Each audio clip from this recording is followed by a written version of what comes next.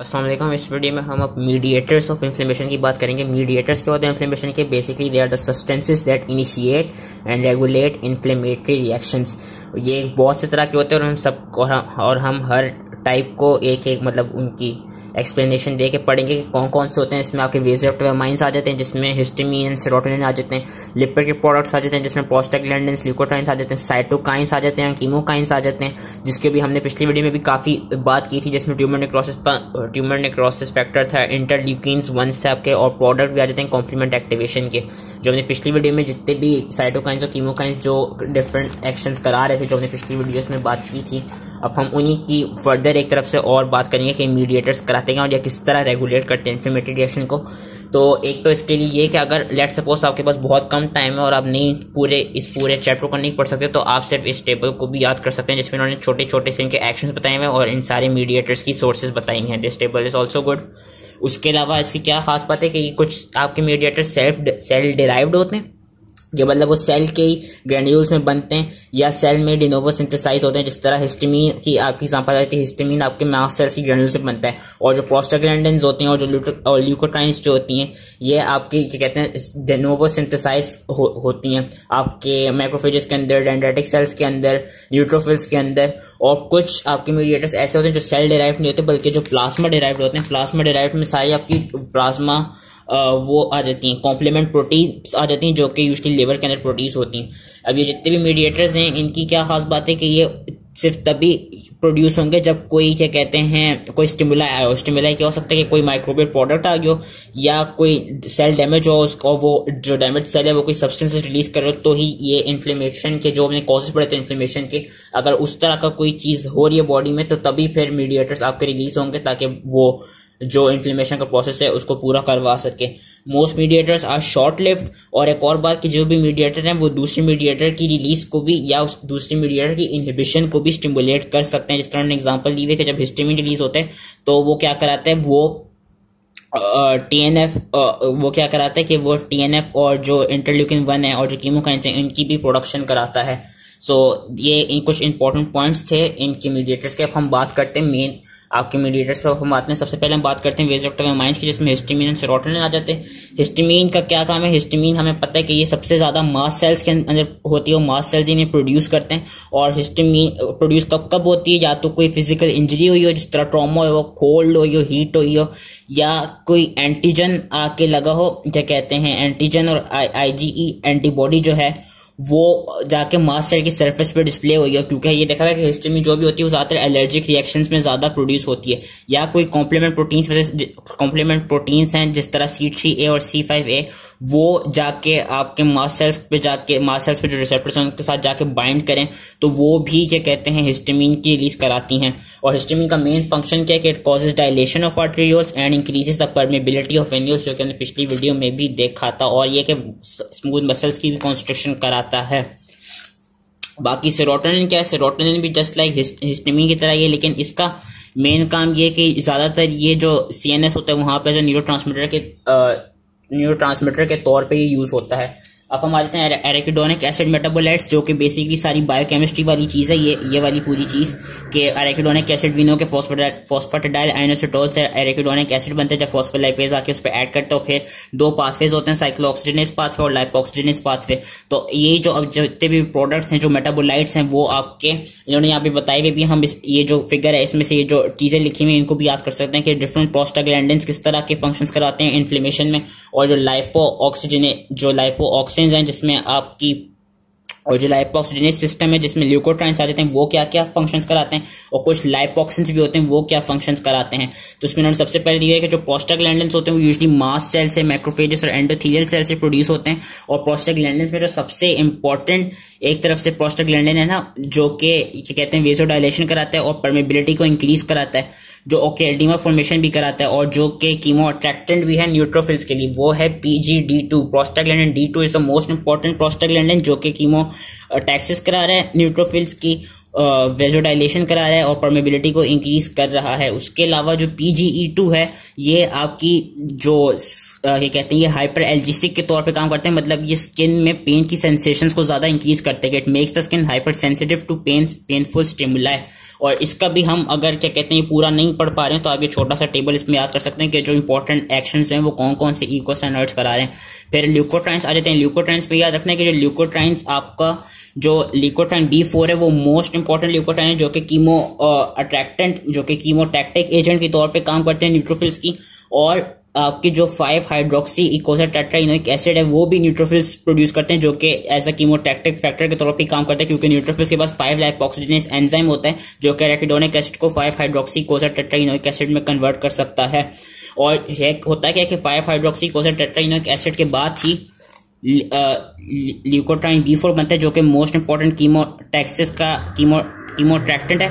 और leukotriene B4 से फिर आगे हम ल्यूकोट्राइन A4 से हम आगे देख सकते हैं कि C4 D4 E4 बनते हैं। C4 D4 E4 जो ल्यूकोट्राइन्स हैं ये आपके ज्यादातर ब्रोंकोस्पाज्म कराते हैं और ये वेस्कुलर परमेबिलिटी को इंक्रीज कराते हैं। ये एस्थमा के सिम्टम्स को ज्यादा वो करते हैं, इरिटेट करते हैं, ज्यादा प्रोड्यूस करवाते हैं। जो एस्थमा के पेशेंट्स होते हैं उनमें इस तरह के ल्यूकोट्राइन ज्यादा से ज्यादा रिलीज हुए हुए होते हैं जो C4 E4 D4 think it causes intense vasoconstriction, bronchospasm and increased permeability of venules। लाइपोक्सिन्स क्या होते हैं? लाइपोक्सिन्स बेसिकली एंटी इन्फ्लेमेटरी होते हैं। ये इन्फ्लेमेशन को सप्रेस कराते हैं by inhibiting neutrophil chemotaxis and adhesion to endothelium. तो ये लाइपोक्सिन्स का काम था। अब आगे इन्होंने फार्माकोलॉजिक इनहिबिटर्स दिए हुए हैं, वो इतना मैं इसकी ज्यादा डिटेल में नहीं जाऊंगा क्योंकि ये हमने क्या कहते हैं बायोकेमिस्ट्री में भी इसको थोड़ा सा पढ़ा था और फार्माकोलॉजी में भी इसको थोड़ा पढ़ लिया। इसमें बस ये पता होना चाहिए कि कुछ साइक्लोऑक्सीजिनेस इनहिबिटर होते हैं जिसमें एनसेड्स आ जाते हैं जो कि दोनों जो और कुछ ऐसे साइक्लोऑक्सीजिनेस इनहिबिटर होते हैं जो या तो COX-1 पाथवे को इनहिबिट करते हैं या COX-2 को इनहिबिट करते हैं। यूजली COX-2 पाथवे जो है वही ज्यादातर इन्फ्लेमेशन से रिलेटेड होता है, तो हम ज्यादातर COX-2 इनहिबिटर्स को यूज करते हैं इन्फ्लेमेशन को रोकने के लिए। लेकिन ये भी देखा गया है कि जो हमने इस तरह बायोकेमिस्ट्री में पढ़ा था कि अगर हम COX-2 पाथवे को इनहिबिट कर देंगे तो उससे प्रोस्टासाइक्लिन नहीं बनेगा, और जब प्रोस्टासाइक्लिन नहीं बनेगा तो फिर प्लेटलेट एग्रीगेशन इनहिबिट नहीं हो पाएगी और वेसोडाइलेशन नहीं हो पाएगी, जिसकी वजह से there is a chance of thrombus and it increases the chance of stroke and MI in cardiovascular related patients. तो एक ये बस चीज थी कि हम COX-2 इनहिबिटर से रिलेटेड। उसके अलावा लाइपोक्सिडेनेस इनहिबिटर का क्या काम है कि सिंस ये इस पार्ट को इनहिबिट कर देंगे तो ये जो एस्मा के पेशेंट्स होते हैं उनको ट्रीट करने के लिए ये दिए जा सकते हैं। उसके बाद आपके कॉर्टिकोस्टेरॉइड्स आ जाते हैं जो कि अगेन इस पार्ट को इनहिबिट करते हैं जिससे एंटी इन्फ्लेमेटरी रिजल्ट्स हमको मिल सकते हैं। और ल्यूकोट्राइन रिसेप्टर एंटेगनिस्ट होते हैं जो कि अगेन ल्यूकोट्राइन्स की जो रिसेप्टर होती है और जो ल्यूकोट्राइन के रिसेप्टर उनको ब्लॉक कर देंगे and they will prevent the action of leukotrienes, जिसमें से main leukotriene C4 D4 E4 हो गए जो कि अगेन एस्मा के ट्रीटमेंट के तौर पे हम ये जो एंटागोनिस्ट हैं ये दे सकते हैं। उसके बाद आपके आते हैं साइटोकाइंस और कीमोकाइंस। लास्ट वीडियो में आपने देखा था कि मैं काफी साइटोकाइंस जिसमें ट्यूमर नेक्रोसिस फैक्टर और इंटरल्यूकिन-1 उसकी ज्यादा से ज्यादा बात कर रहा था। अब ये साइटोकाइंस और कीमोकाइंस होते क्या हैं? सबसे पहले हम साइटोकाइंस की बात करते हैं। Cytokines are proteins produced by many cell types, जिसमें एग्जांपल आ जाती हैं activated lymphocytes, macrophages, dendritic cells, endothelial cells, epithelial cells, connective tissue cells. और इन साइटोकाइंस का काम क्या होता है कि they mediate and regulate immune and inflammatory reactions. इसमें मोस्ट इंपॉर्टेंट जिस तरह मैंने अभी कहा आपके आ जाते हैं ट्यूमर नेक्रोसिस फैक्टर जो कि हमने पिछली वीडियो में भी देखा था, और इंटरल्यूकिन-1 जो कि क्या करा रहे थे, हमने देखा था कि वो जो सेलेक्टेंस थी और जो इंटेग्रिन्स थी उनका एक्सप्रेशन बढ़ा रहे थे ताकि जो ल्यूकोसाइट्स हैं वो आपका ज्यादा इजिली एडहेयर कर सके एंडोथेलियम पे, और फिर जो आपके ल्यूकोसाइट्स हैं वो आगे जाके जो इंजरी वाली जो जगह है वहां पे जा सकें। और उसके अलावा ये भी देखा गया है कि TNF जो है वो टी लिम्फोसाइट्स भी प्रोड्यूस करते हैं, मास्ट सेल्स भी प्रोड्यूस करते हैं, और interleukin one is also produced by some epithelial cells. और वो इनकी सेक्रीशन कैसे होती है? Stimulated by microbial products, dead cells, immune complexes, foreign bodies, physical injury and variety of other inflammatory stimuli. और इनके फंक्शंस क्या हैं? इनके फंक्शंस ये हैं जो कि ये फिगर में भी दिए हुए हैं कि एक तो एंडोथेलियल एक्टिवेशन, वही के increase expression of endothelial adhesion molecules जिसमें सेलेक्टेंट्स आ गई और लाइगेंड्स आ गए उनके for leukocyte integrins, increases production of various mediators including other cytokines and chemokines, growth factors and eicosanoids, and increased procoagulant activity of endothelium। इनका दूसरा function क्या है कि they activation of leukocyte and other cells, जिसमें उन्होंने example दिए हुए कि जो TNF है It augments responses of neutrophils to other stimuli such as bacterial endotoxin and stimulates the microbicidal activity of macrophages in part by inducing production of nitric oxide. और interleukin 1 क्या करा रहा है, वो फाइब्रोब्लास्ट को एक्टिवेट कर रहा है ताकि कोलेजन की सिंथेसिस ज्यादा से ज्यादा हो सके, और स्टिमुलेट करा रहा है proliferation of synovial and other mesenchymal cells. Interleukin 1 जो हेल्पर टी सेल 17 होते हैं उसके रिस्पॉन्स को भी वो ज्यादा स्टिमुलेट करता है. ये हम क्रॉनिक वाली इन्फ्लेमेशन की वीडियो में इस रिस्पॉन्स को देखेंगे.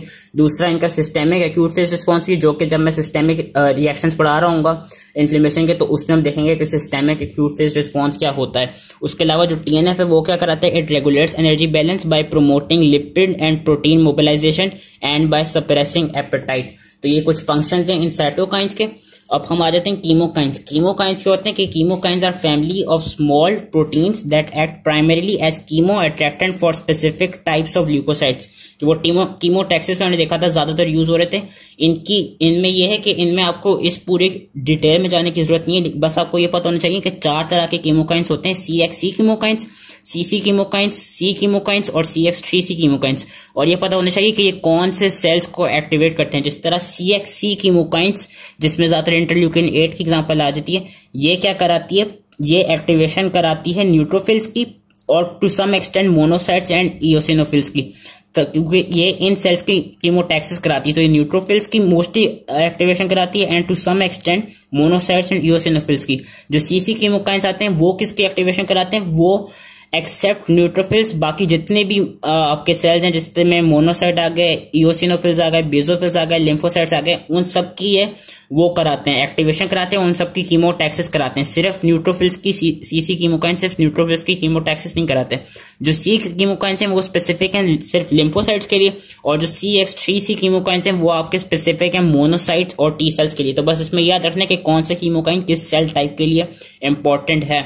और 2 तरह के कीमोकाइंस होते हैं, एक तो वो जो एक्यूट इन्फ्लेमेशन में प्रेजेंट होते हैं, जो कि हमने अभी देख ली, जिनका काम यही होता है कि वो ल्यूकोसाइट अटैचमेंट टू एंडोथेलियम को इंक्रीज कर रहे हैं और वो इंटेग्रिन्स की और उनकी जो माइग्रेशन होती है to the site of damage उसको वो स्टिमुलेट करा रहे होते हैं.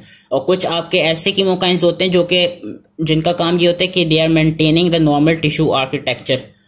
तो that was all related to chemokines. बाकी इसमें उन्होंने और चीज बताई हुई है कि और डिफरेंट तरह के आपके साइटोकाइंस होते हैं, जिस तरह इंटरल्यूकिन 6 होता है जो कि मैक्रोफेजेस बनाती है which is involve in local and systemic reaction, और इंटरल्यूकिन 17 होते हैं जो मैं आपको जो वो होगी क्रॉनिक इन्फ्लेमेशन वाली वीडियो होगी उसमें इंटरल्यूकिन 17 का बताऊंगा. अब नेक्स्ट आपका आता है जो कि मोस्ट इंपॉर्टेंट सिस्टम है मीडिएटर्स के लिए, कॉम्प्लीमेंट सिस्टम. कॉम्प्लीमेंट सिस्टम क्या है, it is a collection of plasma proteins that function mainly in host defence against microbes and in pathologic inflammatory reactions. It functions in both innate and adaptive immunity. इसमें से जो main complement protein है ना जो आपके फिर आगे different functions कराती है वो है कॉम्प्लीमेंट प्रोटीन C3. C3 का जब क्लीवेज होगा, जिस तरह हम देख सकते हैं कि C3 का जब क्लीवेज होता है तो वो आगे वो डिफरेंट तरह के फंक्शंस कराती है. और there are different types of pathway जिससे C3 का क्लीवेज हो सकता है. एक तो होता है क्लासिकल पाथवे. क्लासिकल पाथवे में क्या होता है कि जो C1 होती है क्या कहते हैं, जो C1 होती है, C1 क्या करता है, C1 इस स्ट्रक्चर पे जाके ऐड करता है कि classical pathway is in which it's triggered by binding of C1 to antibody IgG और IgM that has combined with antigen. ये वाला क्लासिकल पाथवे. इससे एक तो C3 आपका एक्टिवेट हो सकता है, एक होता है ऑल्टरनेटिव पाथवे. ऑल्टरनेटिव पाथवे कैसे ट्रिगर होता है, जब भी कोई माइक्रोबियल क्या कहते हैं वो आया, वो माइक्रोबियल प्रोडक्ट आया, वो जिस तरह एंडोटॉक्सिन हो गया या लाइपोपोलिसैकेराइड हो गया, कोब्रा वेनम हो गया, तो और उसमें कोई क्या कहते हैं उसमें प्रेजेंस ऑफ एंटीबॉडी की जरूरत नहीं होती, उससे भी आपका कॉम्प्लीमेंट सिस्टम जो कॉम्प्लीमेंट जो C3 प्रोटीन है वो क्लीव हो सकती है, वो एक्टिवेट हो सकती है. एक ऑल्टरनेटिव पाथवे से होती है और एक लेक्टिन पाथवे से होती है. लेक्टिन पाथवे में क्या होता है कि जो प्लाज्मा मेनोस बाइंडिंग लेक्टिन होती है, it binds to carbohydrates on microbes and directly activates C1. 3 तरह के पाथवे से आपके क्या कहते हैं कॉम्प्लीमेंट सिस्टम की एक्टिवेशन होती है. तो क्लासिकल पाथवे जिसमें जो C1 होती है वो उन एंटीबॉडीज के साथ जाके बाइंड करती जो कि उस पे बैक्टीरिया पे लगी हो. एक ऑल्टरनेटिव पाथवे होता है जिसमें आपको एंटीबॉडीज की जरूरत नहीं होती, और एक लेक्टिन पाथवे होता है जिसमें जो मेनोस बाइंडिंग लेक्टिन है वो जो माइक्रोब्स हैं उनके कार्बोहाइड्रेट के साथ जाके बाइंड हुई हुई होती है और वो C1 को एक्टिवेट करती है. जब C1 एक्टिवेट हो जाता है तो उससे होता क्या है कि इससे होता ये कि it leads to formation of active enzyme called C3 convertase. C1 से आगे जाके C3 कन्वर्टेज एक एंजाइम है जो कि एक्टिवेट हो जाता है। और C3 कन्वर्टेज का क्या फंक्शन होता है कि वो C3 को दो फ्रेगमेंट्स में स्प्लिट कर देता है, C3A और C3B। अब C3A क्या है, C3A फ्रीली आपका सेल में रिलीज हो जाता है, लेकिन जो C3B होता है वो उसके साथ जो माइक्रोब है उसके साथ कोवेलेंटली बाइंड रहता है। और C3B क्या कराते हैं, C3B आगे जाके C5 कन्वर्टेज एक एंजाइम फॉर्म करता है।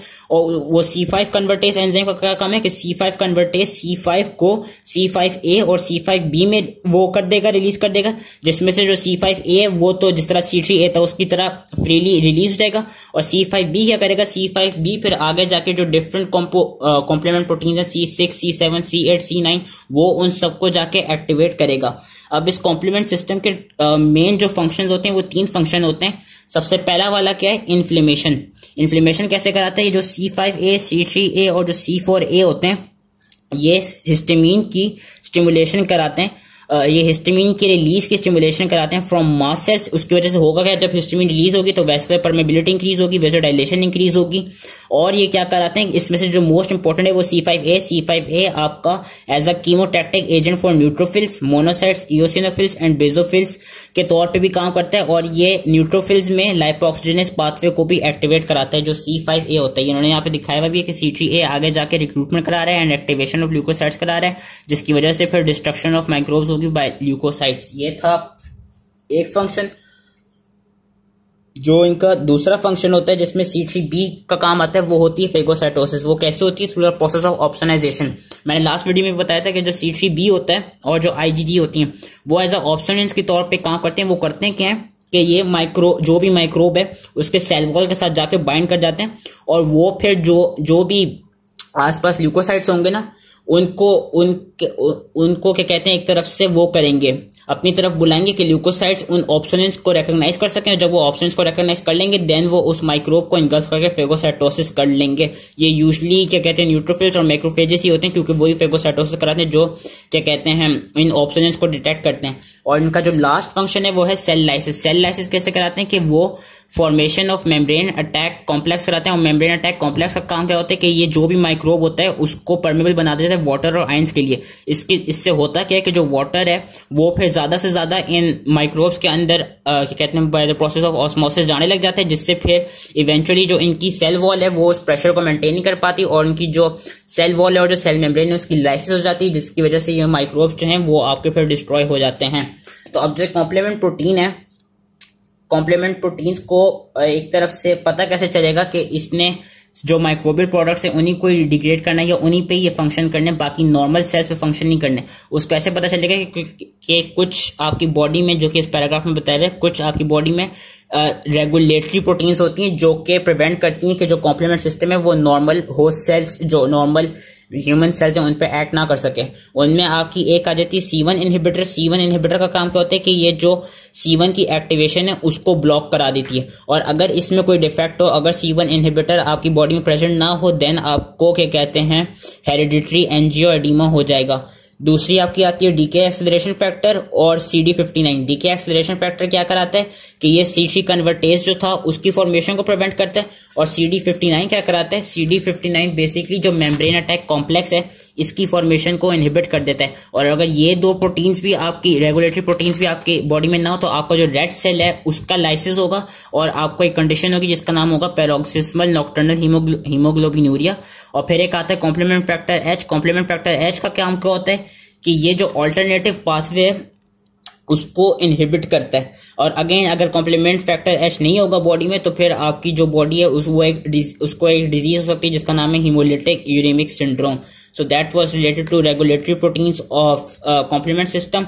और यही मेन एक तरफ से कह लें वो थे जो मीडिएटर्स थे। उसके बाद इन्होंने कुछ और भी मीडिएटर्स दिए हुए लेकिन ये इतने इंपॉर्टेंट नहीं है। जिस तरह प्लेटलेट एक्टिवेटिंग फैक्टर का बताया हुआ है, ये नाम से पता चल रहा है प्लेटलेट एक्टिवेटिंग फैक्टर का काम ये होता है कि वो प्लेटलेट एग्रीगेशन कराता है, वेजो कंस्ट्रक्शन कराता है, ब्रोंको कंस्ट्रक्शन कराता है और बस लो कॉन्सेंट्रेशन में it induces vasodilation and increased venular permeability. इसमें जो इंपॉर्टेंट है थोड़ा वो काइनिन है। काइनिन में आपका आ जाता है ब्रैडिकाइनिन। ब्रैडिकाइनिन भी just like histamine vascular permeability को इंक्रीज करता है, स्मूथ मसल कॉन्ट्रैक्शन को इंक्रीज करता है, डायलेशन ऑफ ब्लड वेसल को इंक्रीज करता है और ये पेन को भी स्टिमुलेट करता है जब ये स्किन के अंदर इंजेक्ट हुआ। लास्ट आपका आ जाता है न्यूरोपेप्टाइड, जिसमें आपका सब्सटेंस पी आ जाता है। इसका काम क्या है कि ये यूजली जो ट्रांसमिशन ऑफ पेन सिग्नल्स होती है ये वो कराते हैं, पेन के सिग्नल्स को ट्रांसमिट कराते हैं सीएनएस में। और सब्सटेंस पी का काम ये कि ये वेस्कुलर परमेबिलिटी को इंक्रीज कर देता है। उसके अलावा फिर एक और जो बाकी रिएक्शंस होते हैं इन्फ्लेमेशन के, और वो कौन सी मीडिएटर्स प्रोड्यूस करते हैं, उसका भी उन्होंने एक टेबल दिया हुआ है, जो कि अगेन हम इस टेबल को भी याद कर सकते हैं, ये वाला टेबल। और जो शुरू में एक टेबल दिया हुआ था जो कि ये वाला है, इनको भी अगर हम याद कर लें तो एक तरफ से क्या कहते हैं, जो ये मीडिएटर्स वाला टॉपिक है ये इजीली हो जाएगा। तो आई होप ये जो चैप्टर है वो समझ में आ गया हो। हमने बेसिस से एक्यूट इन्फ्लेमेशन अब पेज 92 तक कर लिया। नेक्स्ट वीडियो में हम जो मॉर्फोलॉजिक पैटर्न्स होते हैं एक्यूट इन्फ्लेमेशन के वो करेंगे और आउटकम्स करेंगे एक्यूट इन्फ्लेमेशन की, एंड देन हमारा एक्यूट इन्फ्लेमेशन एक तरफ से खत्म हो जाएगा। सो that was it. I hope easily समझ में आ गया हो, एंड थैंक यू।